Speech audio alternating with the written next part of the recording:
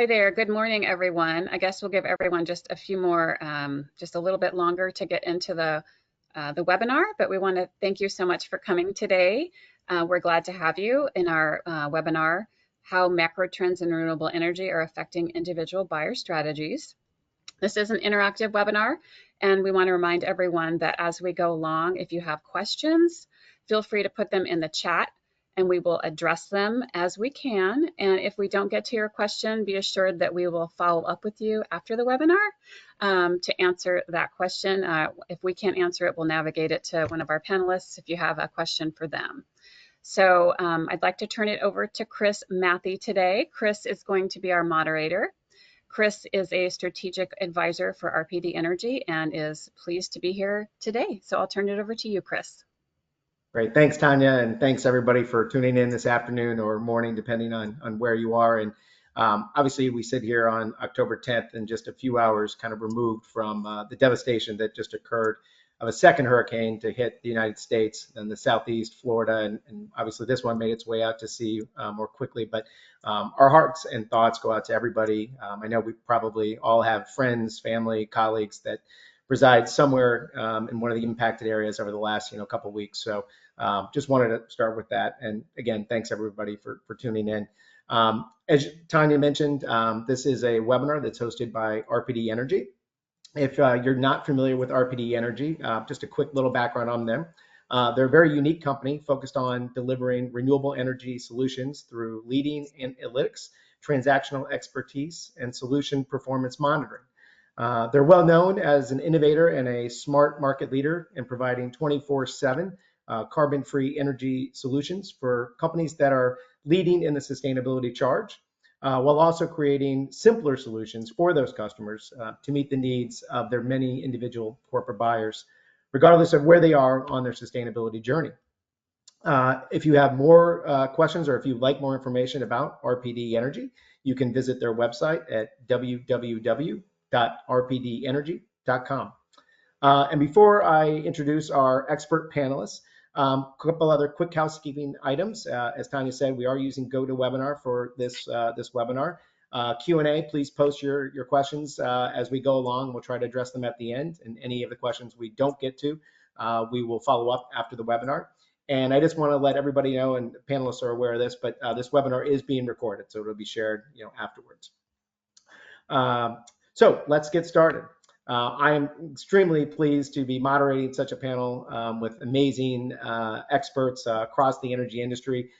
It's very personal for me. My good friend, the Honorable former FERC Chairman Neil Chatterjee is with us. Known Neil for better part of 15 plus years working in the DC sector. So thank you, Neil, for taking time to be with us here today. We're looking forward to your perspective as a former public sector and now private sector employee who focuses on energy issues. Also pleased to have Priya Barwa with us from the Clean Energy Buyers Alliance. Priya is a former colleague of mine from SEBA. She is an expert in her field, and she oversees market development and policy innovation for SEBA, which is a trade association based in Washington, representing the corporate buyer's voice. And lastly, pleased to introduce Eric Alam, who is the CEO of RPD Energy. Eric is a longtime energy executive and energy market expert. So thank you all for taking the time. Just to kind of table set before we dive into the questions, I think, as we've talked about over the last few years, the clean energy transition has really been kind of customer or corporate led through voluntary renewable energy procurements. According to SEBA, 17 gigawatts of renewable energy procurement occurred in 2022, which is a 172% increase over 2018. And all of this occurred before passage of what is arguably the most comprehensive climate bill ever passed, the Inflation Reduction Act 2 years ago in 2022. But today, I know we all subscribe to various publications and subscriptions, et cetera. Our news feeds are full of stories about policy changes, market headwinds, explosive demand, this new kind of forecasted supply and demand imbalance, stalled project development queues, federal incentives, and fragmented reporting rules. But few of these are really bridging the gap of what it all means and what matters most at the tactical execution level for individual corporate buyers. So with that, we will attempt today to kind of tackle three kind of high-level issues that are impacting corporate procurement. Those three topic areas are ESG goals and market realities, electrification and how it can come with implications, some unintended consequences, if you will, and the implications for individual companies, what we kind of like talk about finding opportunity amidst the chaos. So Neil, let me begin with you. As I mentioned at the outset in your bio, you're a long time, public servant working on Capitol Hill. You're now in the private sector. You've got a good finger on the pulse of the market. We're 2 years removed from passage of the IRA. When you're out there amongst the populace, what are you hearing about the energy transition kind of writ large? Is there still momentum behind it? Just curious to kind of get your high level take on what you're hearing. Yeah, absolutely. Thank you for having me and for the opportunity.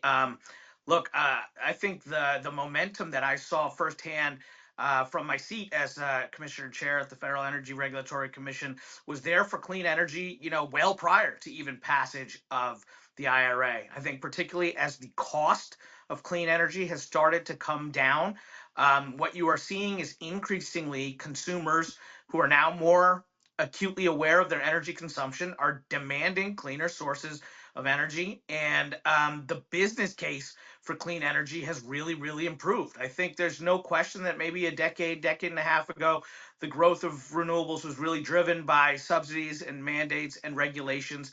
That's no longer really the case. There's a strong economic case to be made for clean power, and what we are seeing is demand for that power. Now, we are not without challenges.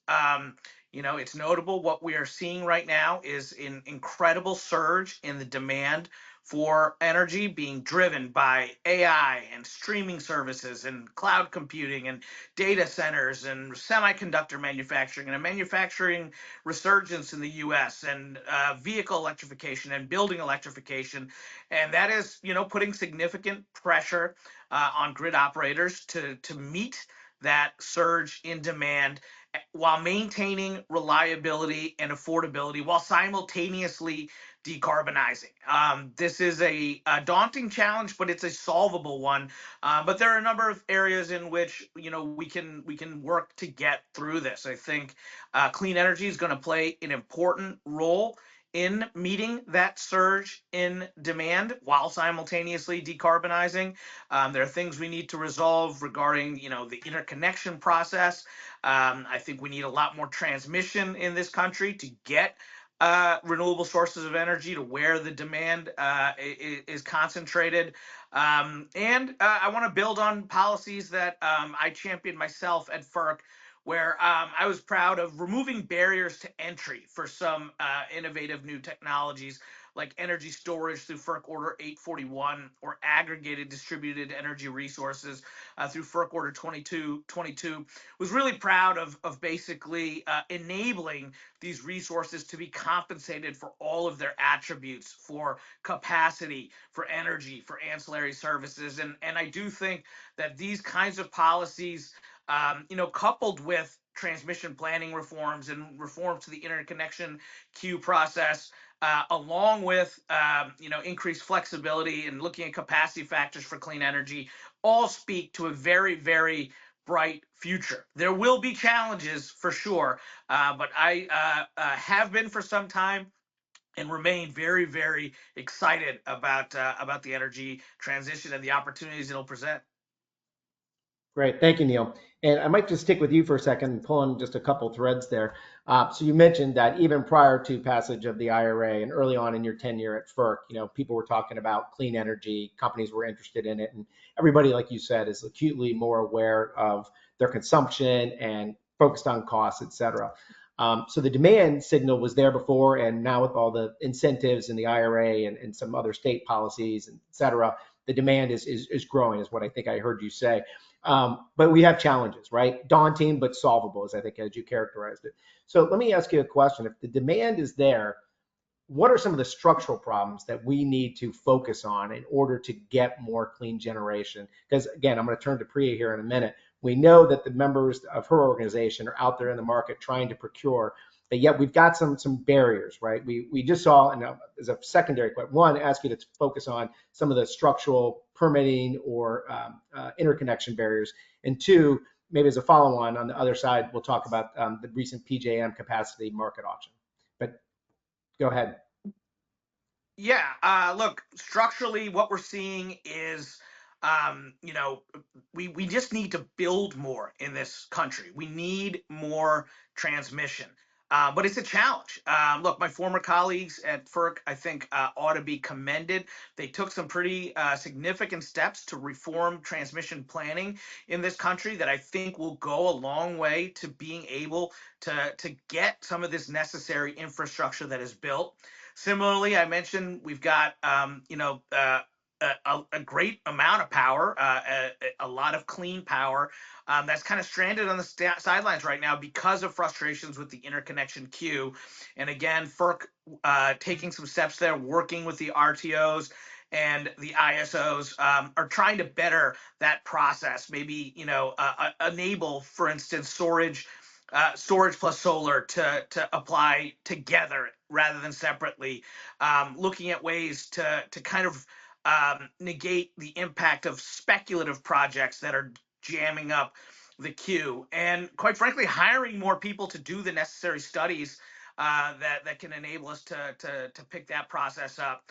But I really think it's too much of a burden to put on FERC and the RTOs and the ISOs to solve these problems on their own. We really need leadership at the federal level from our national leaders in Congress. And that's why I think a legislative permitting reform bill will be so essential. Because what's really interesting now is that the historical opponents of building energy infrastructure, because it was largely fossil infrastructure, have now become the proponents of building transmission to get clean energy onto the grid. But what they're finding is the very same playbook that they use to frustrate, say, natural gas pipeline development is now being used against them to frustrate the build out of transmission lines. Because the reality is that NIMBYism, not in my backyardism, is not political. It's not ideological. Americans don't want energy infrastructure coming through their yards, whether it's a pipeline to deliver gas or a transmission line to deliver clean energy. And that's a challenge. And so there's some real thorny questions around siting and cost allocation and environmental justice that FERC is trying to do its part, but really I think it's going to take a pretty significant federal permitting reform legislation from Congress to really enable us to move forward. There's some folks working really hard on this. Senators Manchin and Barrasso have been tirelessly working on this, and their teams in the Senate. And so I remain optimistic that we can make some progress there because it's really, really necessary. Great. And last question, then I'm going to go over to Priya. Just real quickly, specifically with regard to the last PJM capacity auction. I know you're a free market guy. I know as the former FERC chairman, you oversaw the RTOs, the ISOs, et cetera. Is that market and that capacity design working? Are we going to be able to get the clean energy generation that's stuck in the queue eventually online? Look, we've been wrestling We with know this. there's a demand for it. The demand is there. We've been wrestling for it. What happened in the latest auction is, we had a little bit of a supply demand, imbalance, if you will, and capacity prices shot up. And I think we can quibble about, some of the market design components are on the market seller offer cap or ELCC that, in my view, led to an expedited exodus of certain resources that were necessary to meet demand. And without those resources being replaced, without the balancing resources ready to go, what we saw was that supply demand imbalance led to a spike in prices. And I mentioned at the onset, we need to focus on reliability and affordability. We can't sacrifice affordability as we meet this coming surge in demand. And so we've got to find ways to be more efficient, to allow resources, things like demand response and energy efficiency to help us control costs.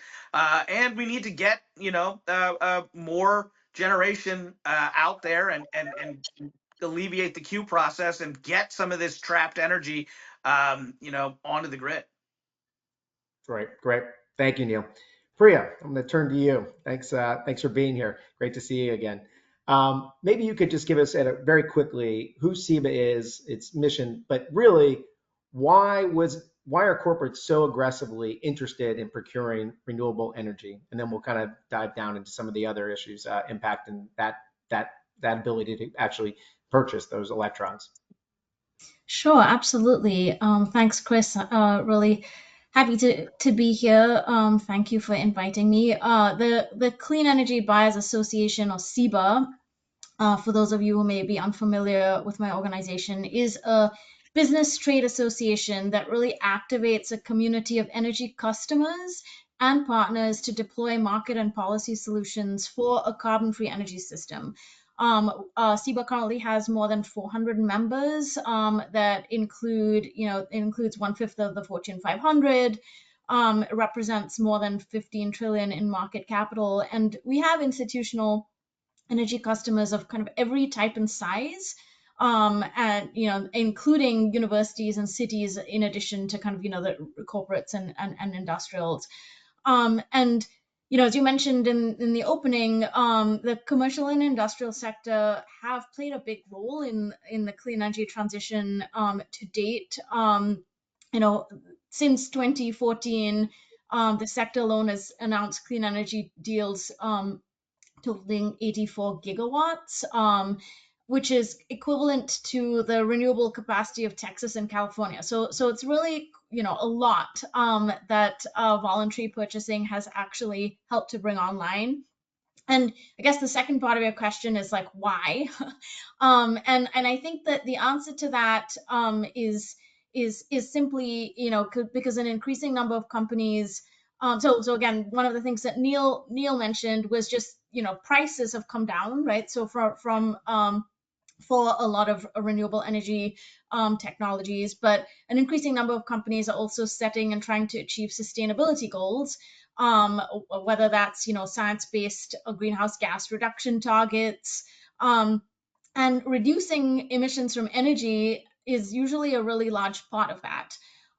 So we've definitely seen over the last 10 years that demand expanding to include more sectors, across the C&I industry and even beyond the C&I industry. So universities, cities, the federal government agencies are also starting to set clean energy goals and kind of ambitious goals. And so, and we've seen new buyers transacting in the market each year across different procurement and investment options. So, there is growth, I think, because of, again, some of the macro, the costs coming down and other things, but then also, just a lot of these companies, want to, they're trying to tackle broader sustainability goals, and energy happens to be a large part of a way for them to reduce emissions. And so that's why there's also been, much more activity in that space. Terrific. And if I could stick with you, Priya, just kind of on the sustainability kind of focus for large, corporates or corporates of all sizes, really. Many of your member companies have 2030, 2035 net zero, ESG goals, et cetera.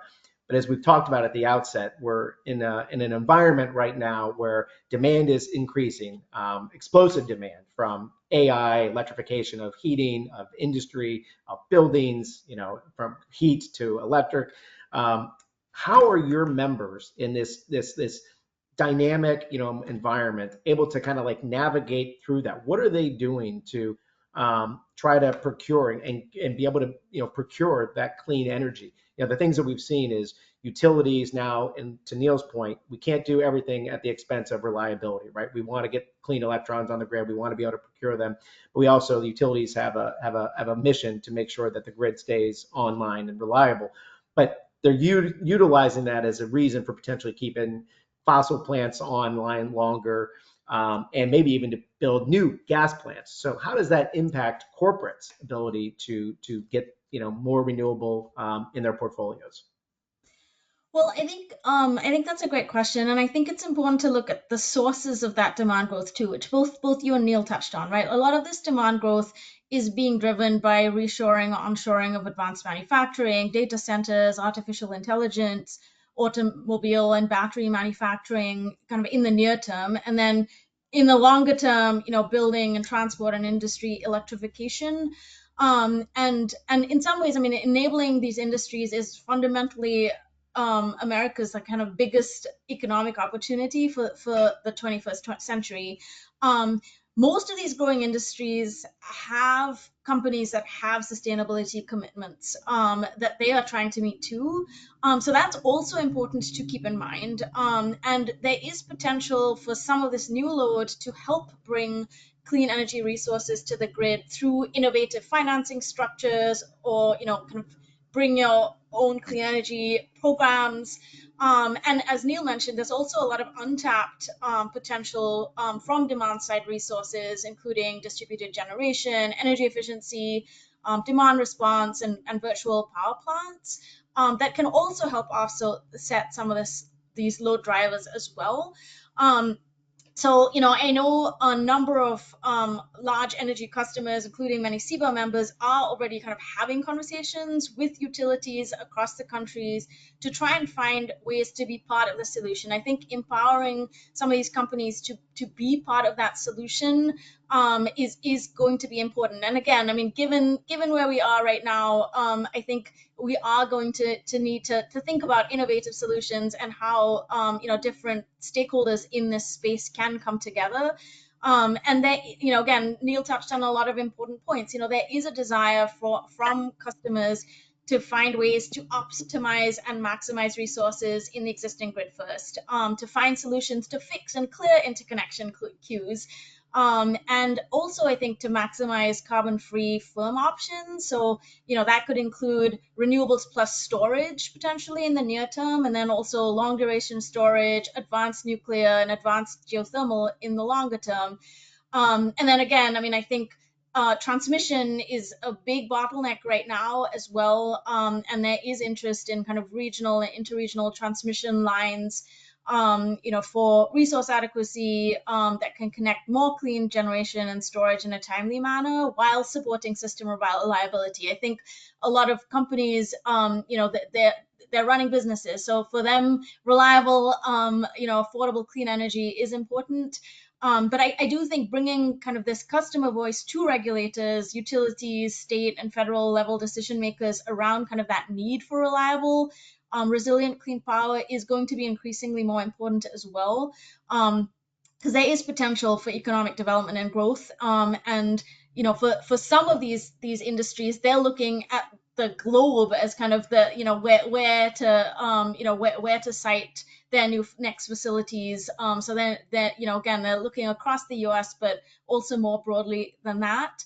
And in the U.S., we really need to update and modernize our grid to really accommodate that. I think there's an important role for kind of all stakeholders to play to get to the types of solutions we need to meet this demand. Great. Thanks, Priya. Eric, I might come to you, and just sticking with kind of like the sustainability and ESG theme. A lot of the member companies of CEBA have very public-facing goals, whether because they're part of organizations like SBTI, et cetera. Yet we've also seen kind of in the marketplace and some of the headlines of late that even though corporates are aggressively procuring renewable energy through 100 megawatt, couple 100 megawatt virtual power purchases agreements, maybe their ESG goals have been sidelined a little bit. And I'm just curious, from your perch at RPD Energy and somebody who's got a good finger on the pulse of the market, do you have any thoughts or anything that you could convey to this group of maybe the why? Why are ESG goals faltering a little bit? Is it misalignment with the goals? Is it fragmented reporting structures? Or just curious to get your take on that. Well, thank you, Chris. And Priya and Neil, thank you so much for being a part of this really important dialogue today. And the reason that we're not going through a ton of slides here is that we really wanted to kind of have a back and forth that seeks to do something that we're not seeing happening, through our news feeds, right? The macro issues are evident, and Neil did a great job of summarizing those, as did Priya. The kind of objective here is to say, how do we take that information and turn that into an understanding of what that means for individual corporate buying decisions? And so, Chris, I think a natural outgrowth of the fact that we have fragmented and somewhat chaotic reporting structures on the voluntary side. There are indications of future compliance-based reporting requirements down the road, already implemented in Europe, already being discussed through the SEC rulemaking here in the US, that leaves customers in a point where they're facing a lot of regulatory uncertainty at the same time that they're facing this pending supply demand imbalance, at the same time that they're facing traditional renewable energy structures and products that are very limiting. You want additionality? Great, sign here and you get a 15-year term and price exposure and commodity risk and basis exposure and credit and collateral requirements for this 15 or 20-year term when you live in 5-year business planning cycles, right? There's disconnects all over the landscape as buyers look to try and solve the renewable energy equation as a way to meet these aggressive 2030, 2035 sustainability goals. So I think it's incumbent upon those of us that are participants in this market to figure out how to create better solutions out of the tools that exist, as well as leveraging the kinds of advances in technology that both Neil and Priya have alluded to. And through that process, I think we need to find an easier path for more buyers to be able to find the right solution for their organization, as opposed to having to try and deal with all the implications of, here's how you buy clean energy, do you want it or not? To us, that's a backwards equation. Let's find better ways to make this work. And I can go deeper on that, but I'll stop there. Oh, that's great. That's great. Priya, I might come back to you with regard to something Eric mentioned, additionality. I know it's a focus of a lot of the members at SEBA. And for those that aren't really familiar with it, at a very high level, basically, it's the corporates demanding that any any clean electron that they're purchasing, renewable, clean, et cetera, is new generation supply. But as we've talked about, supply is constrained and new supply is even more constrained. So how are your members thinking about additionality as we go forward in this current environment? Is it being, I hate to say de-emphasized, but is it maybe not as much of a priority right now as it was maybe 6 months ago, a year ago? Or is it still top of mind and kind of a key metric prerequisite for a lot of corporates doing renewable energy deals? Chris, I mean, again, I think that so most corporates have set sustainability goals because they want to try and address climate change, right? And so I think that's important context as well. So I think what we have seen for the last few years is, so outside of kind of just some of these supply constraints that do exist, there has been a deepening focus on ensuring kind of energy projects are optimized for decarbonization impact. And we see an increasing number of companies wanting to ensure that their clean energy ambitions truly drive decarbonization of our power system. And I think the reason I mention that is currently kind of in the US, a renewable energy credit or certificate or REC can only be generated by certain technologies such as solar or wind energy. And so that's kind of been the coin or currency, if you will, to measure progress to meeting kind of clean energy goals. However, I mean, I think depending on the local grid, greenhouse gas emissions can sometimes be reduced more efficiently by adding battery storage or a nuclear power plant instead of an incremental amount of wind and solar. And some of the kind of governing or relevant standards like the Greenhouse Protocol Scope 2 guidance, which is for electricity consumption, isn't technology agnostic. So it doesn't actually allow for all clean technologies to be involved and incentivized in generating carbon-free electricity. So I do think that there is I think there's a need in some cases to kind of, given where we are today, to expand some of these standards to account for energy storage systems such as batteries or even hydrogen. which they currently don't do. So I think that's one piece of this as well. And so I do think that, some companies, because of that shift in terms of how they're thinking about meeting their goals, like they want to try and meet their goals on a more kind of local basis, or with kind of that emissions principles in mind.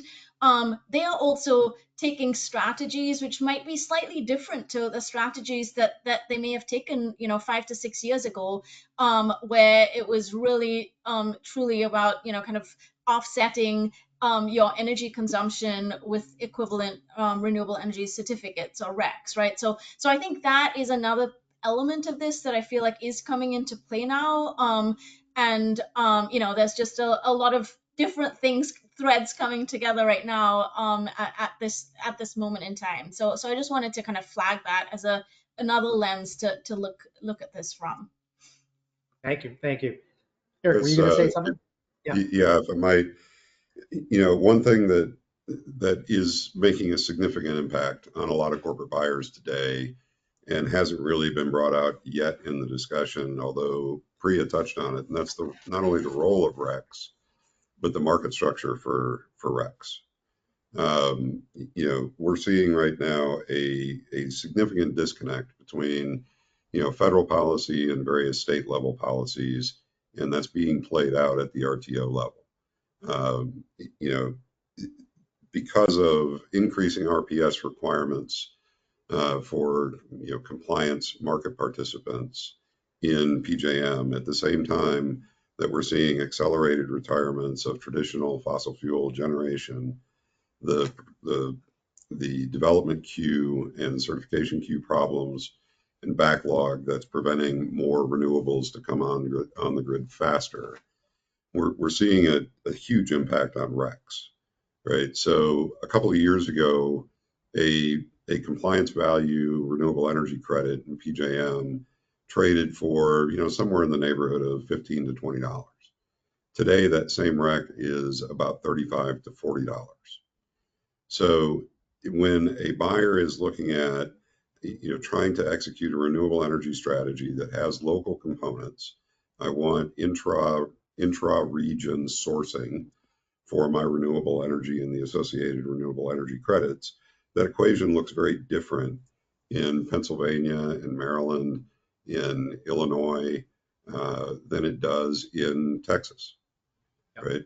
And so trying to understand how do we rebalance that from a policy perspective, I think is going to be a critical accelerator to being able to bring more of that pent up renewable energy demand from the buyer sector into play at the grid level.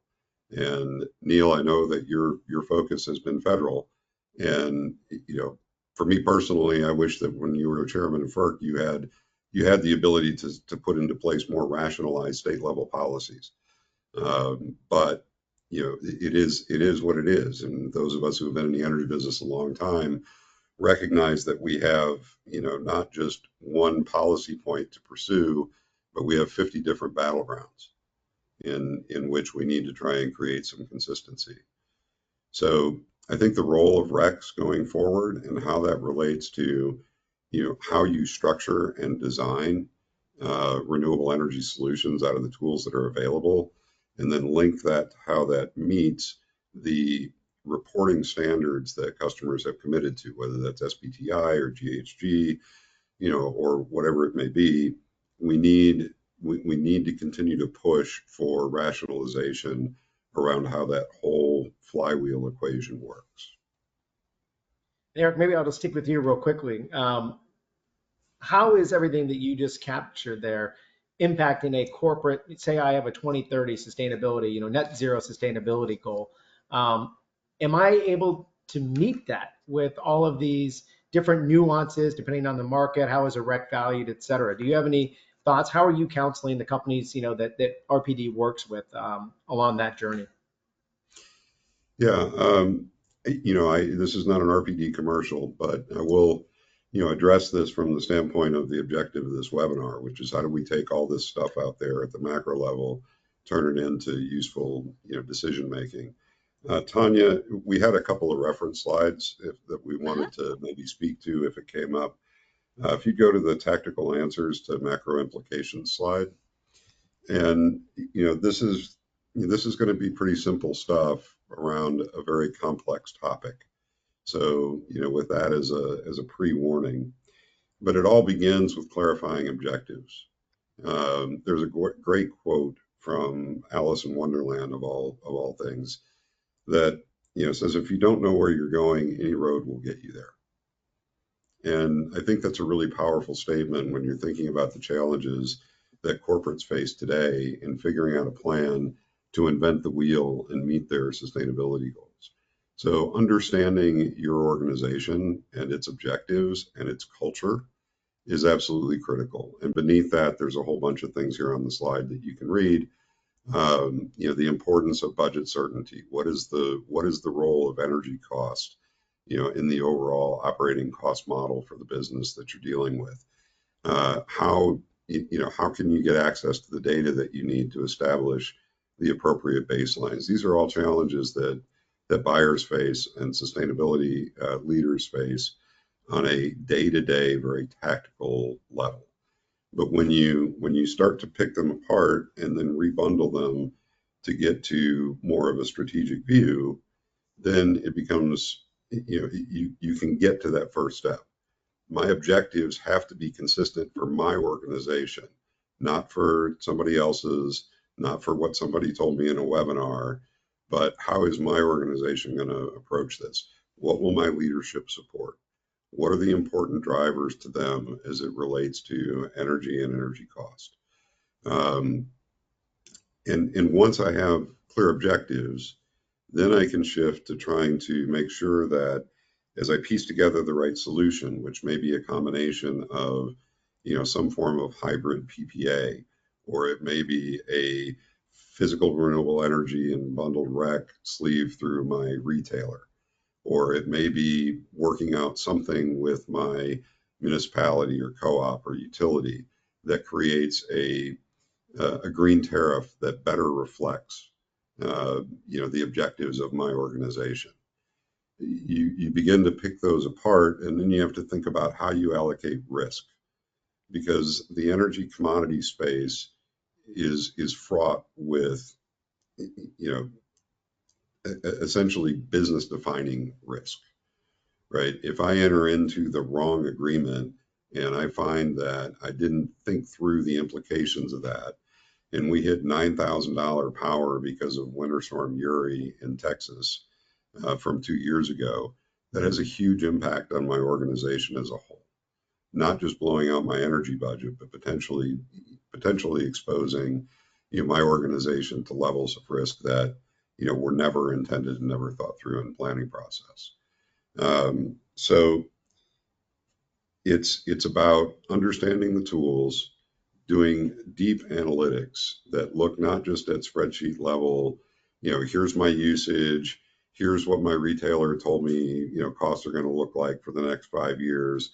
Let me throw a number into my energy budget, but rather really digging in on the analytics side and understanding the interdependencies, the multiple variants that impact forward energy prices. Then building the right solution that allocates risk appropriately along the supply chain. Priya, from a CEBA standpoint, the one thing that always stands out on the deal tracker that you guys publish is that a significant majority of the volume that makes up that bar graph chart comes from the same handful of buyers. Right? I think in 2022, something like 50% of the total annual volume was done by 4 companies. Right? And there's a reason why it's difficult for organizations to do PPAs. So finding ways to address that becomes really important when we think about the broader marketplace and having more people gain access to those kinds of benefits. So, why is that the case? Well, generators' objectives are diametrically opposed to buyers' objectives. Generators are there to optimize the value of their asset. They need long-term commitments from financially secure off-takers in order to be able to secure the financing for the capital they need to build these projects in the first place, right? Buyers want flexibility. They face an uncertain landscape and a lot and a environment that's changing more rapidly than most anything we've seen in the energy space since I've been in it for the last 3 decades. So they need flexibility. They want solutions that align with their business planning cycles. They want to understand exactly how much power they're going to get. A generator wants to produce what they produce and sell it as what they refer to as unit contingent offtake. Whatever I produce, you buy. I can't tell you how much that's going to be, but you're going to take it. The buyer needs to know how much energy am I bringing in and at what price. So there's a whole series of these diametrically misaligned objectives between generators and buyers. A typical PPA structure creates a bilateral contract between a generator and a buyer. And that negotiation process is all about trying to wrangle and push those risks back and forth to each other until you come to some kind of a compromise that maybe didn't work real well for either one of them. And there's a better way to approach that by recognizing that there's a broader supply chain here that takes into account wholesale services. It takes into account retail services. It takes into account the role of utilities, municipalities, and co-ops. And finding ways to properly allocate the risks that the buyers and sellers are struggling with along that supply chain ends up creating a much more rational solution that does a better job of creating a win for a buyer. So the tools exist. There's ways to do it. Clarify objectives, do the analytics up front, really understand what impacts price, understand that price is really not just a number on a proposal or a term sheet or a final executable agreement. Price is really a function of the agreed upon value and the associated risks that are incumbent with whatever structure you just put in place to understand the full impact of cost. And so, as you implement solutions, then ensuring that you're monitoring the performance of those solutions. Are they doing what I thought they were going to do? Where did they leave gaps in my portfolio that need to be filled? And how am I going to find the right product to fill that so that I can fully meet my 100% renewable goal or my net zero objective by 2035? So I said a lot there, Chris. I'm sorry. It's good. But, it's really trying to say, I've got pending supply demand imbalance. I've got runaway wreck prices. What do I do about that? Well, I've got to prepare my leadership. I got to prepare my organization that whether I'm buying renewable energy or whether I'm buying traditional grid-based fossil fuel, all energy pricing is going to be under pressure for the next few years. All the fundamentals are pointing to a likelihood that we're going to continue to see rising energy costs. I know there are acute problems. I know that there are policy mismatches around what's happening, and all that's going to change. But it's all funneling down to the fact that me and all of my neighboring peer businesses are all trying to achieve the same goal at the same time by 2030 or 2035. So what does that mean? It means I'm going to be in a seller's market unless I do something now. I can't sit back anymore and say it's 2024, I've got 6 years. I need to be addressing how am I going to achieve what I want to achieve in the best way possible for my organization in time to meet my 2030 goal. I need to be looking at that and enacting solutions today so that I don't get squeezed when I'm starting to compete for all the same new projects that Microsoft and Amazon and Meta are. That's great, Eric. And actually, I might go to Priya and then Neil, I'm going to come to you right after that. So just a heads up. But one of the broader issues that Eric touched on is that yes, we've had a lot of deals and gigawatts of procurement by the corporate through voluntary demand. This wasn't forced by regulatory fiat, et cetera. These were business decisions for economic reasons, for sustainability purposes, et cetera. But Priya, just at a high level, how do we expand the playing field to maybe smaller or medium-sized companies that maybe they're not members of SEBA now, maybe they just joined, et cetera. They want to operate in the most efficient, climate-friendly way possible. They also are hoping to realize some cost savings, but they maybe don't have a team of hundreds like some of the companies that Eric mentioned, like the Googles, the Microsofts, the Metas, et cetera. How do you, as an association representing the buyer's voice, activate that community to understand the risks, as Eric talked about? Energy markets, complex. Every organization has a different kind of organizational culture, structure, et cetera, and how they do deals. They have different risk tolerance and risk acceptance levels, et cetera. So all in all, we put that all together. How can we expand the playing field?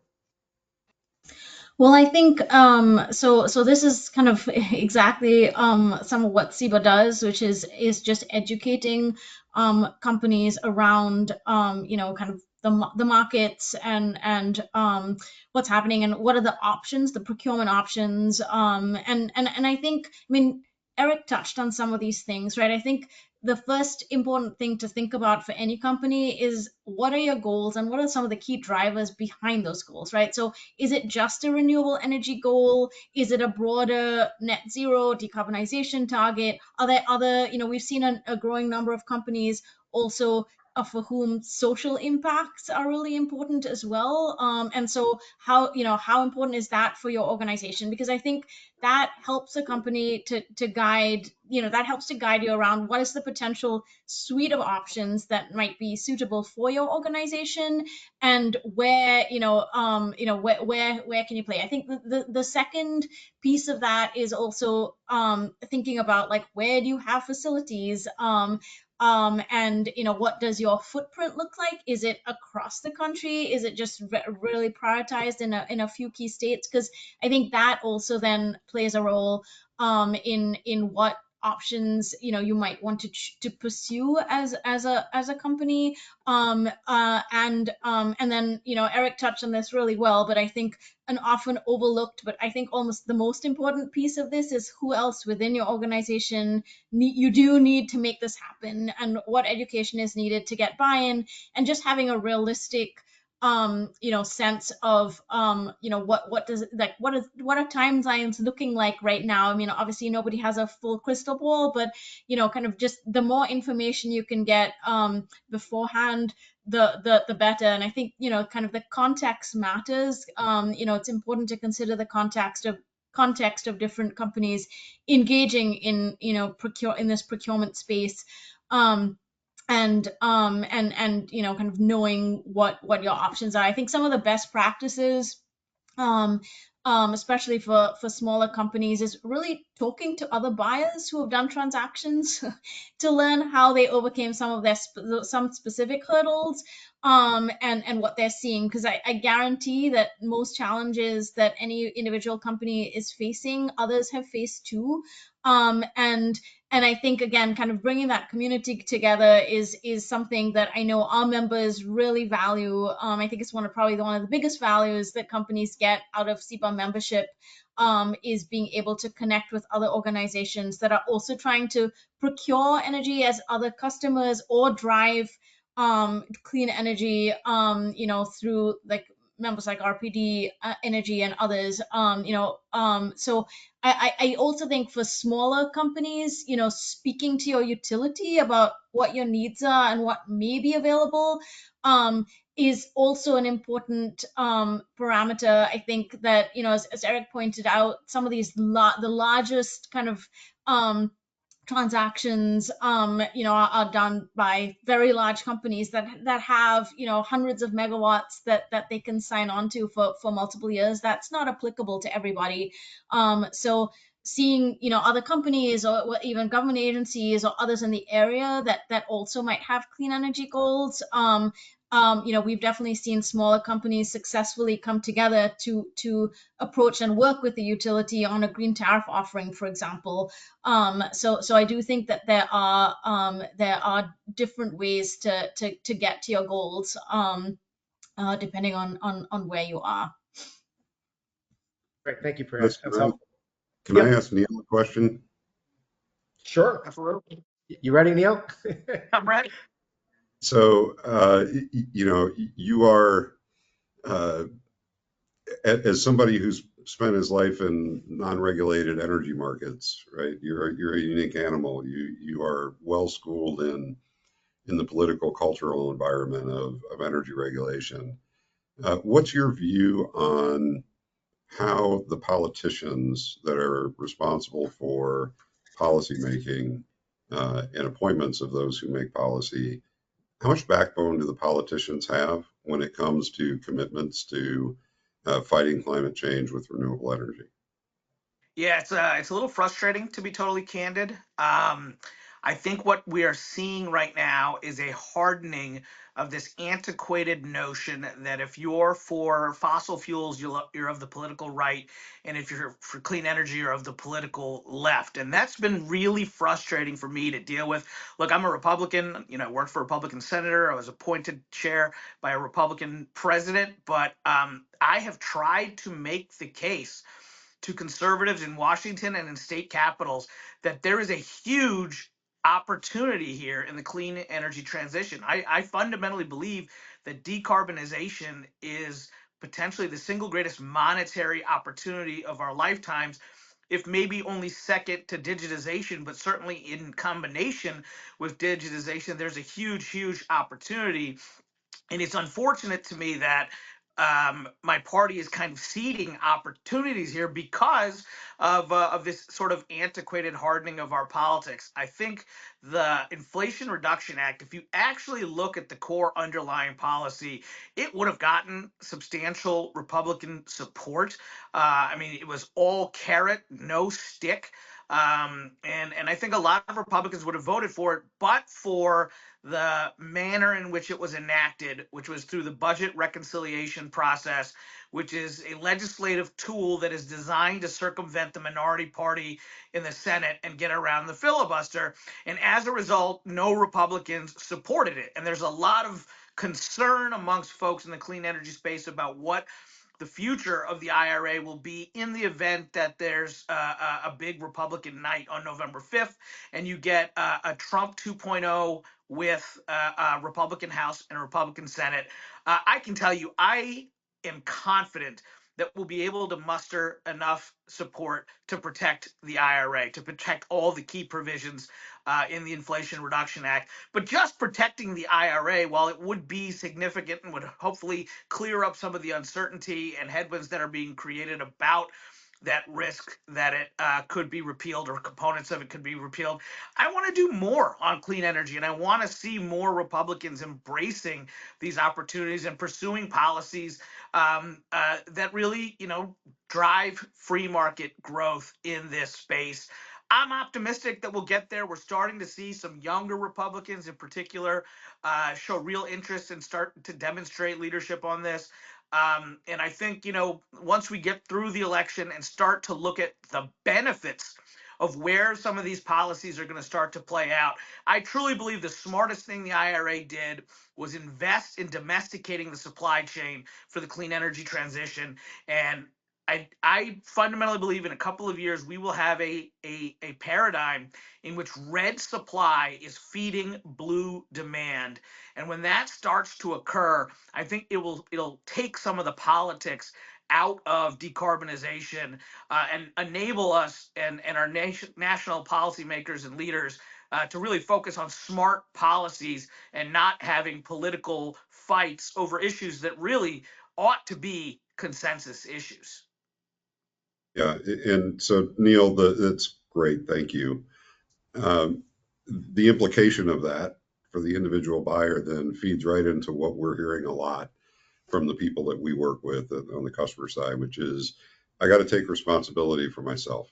I can't wait for I can't wait for government and policy to meet my goals for me. Right? I've got to figure out how do I take control of this challenge. Yeah, and all great points. I agree with a lot of what you just said, Neil. And I've been heartened of late to see some folks on the Hill, Republicans, that have said, there's some things we want to tweak with regard to, and I don't have a full discussion of the IRA, but with respect to the IRA, maybe there's some things we need to take a scalpel to, not a full-fledged, axe or, get rid of the whole thing. So I'm heartened by that. It's also heartened by a headline the other day in the Wall Street Journal that said oil and gas companies are encouraging President Trump, not to completely gut the IRA. There's some things in there that, they like for carbon capture and sequestration and direct air capture and investments that they've made already to the tunes of millions, if not billions of dollars. So that's helpful. I do want to go back to one thing you mentioned, Neil, in your response just a minute ago, because as we've established, none of this is occurring in a vacuum. We have supply-demand imbalances. We still have inflation that we're trying to deal with, which makes the cost of building new, capital-intensive projects more expensive. We have the politics. We have an election here in, literally less than, 4 weeks. But the other issue, regardless of, again, inject politics into it takes the White House, is we're talking about tariffs and we still have supply chain constraints. And I'm just curious from your vantage point, Neil, if you have a crystal ball, like how does that shake out and how does that impact the ability to get more renewable energy onto the grid? Yeah, it's going to be a real interesting conundrum, to be honest. So a lot of folks who care about decarbonization are very nervous about what a Trump 2.0 will look like. Where I see opportunity is in terms of China policy. President Trump and his allies may never call it clean energy policy or decarbonization policy, but make no mistake, um, policies like a border carbon adjustment mechanism that would hit Chinese emissions and Chinese manufacturing would really help, demonstrate American leadership on climate change and decarbonization. But the downside component is there could be some short-term cost implications vis-a-vis, critical minerals and component parts for clean energy here in the U.S. And we've really seen the Biden administration wrestle with this. We had domestic solar manufacturers bring this complaint to the Commerce Department regarding circumventing tariffs and anti-dumping issues. And it does present, some challenges in the short term because a lot of the gains that we've seen in terms of the cost of clean energy coming down and driving that economic case, we have benefited from importing component parts from Asia. And if we do get into a tariff back and forth there, depending on how it's structured, that could pose some headwinds in the short term. But I keep coming back to the investments made in the IRA around industrial policy and domesticating that supply chain for clean energy that will yield benefits over the course of time. But some of the politics around trade, and we're really seeing cohesion between the two parties here on this. There's been a lot of folks who have been critical of Trump's proposed tariffs and point out the fact that the Biden administration kept a lot of his tariffs in place. I'm a free trader, so this makes me all really uncomfortable. And how far my party has come on trade issues in the last decade or so. But to the extent that we can have some success in terms of global leadership on decarbonization while still, trying to find ways to not harm the momentum we're seeing in clean energy, I think is achievable, and we'll have to work to do it. Right. Thanks, Neil. And we have just a couple minutes left. I've been checking the questions in the chat. I don't see anything yet. If anybody wants to pose a question, now would be the time to do it. I'll be happy to direct it to one of our panelists. If not, we can certainly get to them afterward, post webinar. Priya, I might kind of come back to you kind of on the tail end here as we close out. How much are your members worried about the topic we're just talking about, supply chain and tariffs, and the ability to impact, them being able to procure more renewable energy? Is it something that you hear a lot as a topic of discussion amongst your members? So, I mean, I think it is a topic of discussion because again, like anytime you have like uncertainty in the market, right? Like that is a concern for businesses. I will say that again, I mean, I agree with a lot of what Neil said around kind of around that. I think that some of the companies that I've spoken to as well are looking at this as kind of like potentially like in the short term it might be really painful. But I mean, they're also looking at this from like their longer term goals, right? So I think from and we already saw this last year to some extent. And again, I mean, some of these macro issues do impact the like kind of steel in the ground, so to speak, right? And so we have seen delays in projects and other things, and there've been cost overruns, and so that that I think is probably going to play out more in the short term. But at least the companies that I've spoken to are kind of committed to their longer term goals, so they're also trying to think about like what are other opportunities or solutions to get there. Great, great. Eric, we're just about out of time. Do you have any closing thoughts? Just, I think the fundamental advice around this objective of understanding implications of macro issues on individual buying strategies, just accept that traditional market options, are limiting. But that in the right combination and with the right allocation of risks, you can create the right winning strategy and solution for your business. But it takes a little bit of work, it takes a little bit of support and the right partnering to tackle those issues in the right way for your company. Yeah, thank you, Eric. Like you said, I think it tends to be the traditional contracting structures can be a little bit limiting, although it's helped really get a lot of new renewable generation onto the grid right now. As we evolve, there's going to be more customized, maybe bespoke type contractual procurements, et cetera. Other things I heard is that even in the face of these macro headwinds and some tailwinds, there's still a lot of opportunity. And the quote I'm going to end with is red supply feeding blue demand. I'm going to hold Neil to that we're going to find a way to kind of come together, and we're going to get to a grid scale decarbonization, at some point in the not too distant future. And we have an election, so everybody please get out a vote, no matter which side you're on. It's critical. I want to thank Neil for taking time out of his busy schedule. Priya, likewise, thank you for taking time out of your busy schedule to be with us.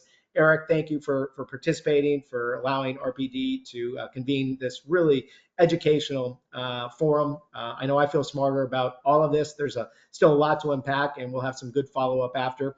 And if anybody that's attending has any follow-up questions, feel free to reach out to us, and look out for not only this webinar when we send it out, the recording, but future webinars as well. Thank you all for attending. I hope everybody has a terrific day. Thanks so much. That's all. Thank you.